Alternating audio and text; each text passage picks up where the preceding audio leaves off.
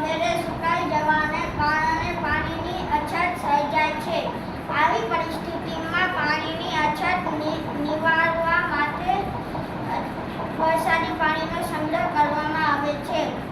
વરસાદી પાણીનો સંગ્રહ કરવાથી ખેતી, ખાસ કરીને પાકની કટોકટીની અવસ્થામાં રિયાયત આપી શકાય છે તથા સંગ્રહ કરેલા વરસાદી પાણીનો ખેત ઉત્પાદન વધારવામાં મહત્વનું યોગદાન આપી શકાય છે.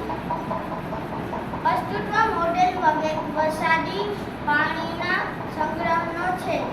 વરસાદ ઋતુ જો વરસાદી પાણીનો સંગ્રહ કરી લેવામાં આવે તો વર્ષા ઋતુ સિવાયની ઋતુમાં પાણીનો ઉપયોગ કરી શકાય છે.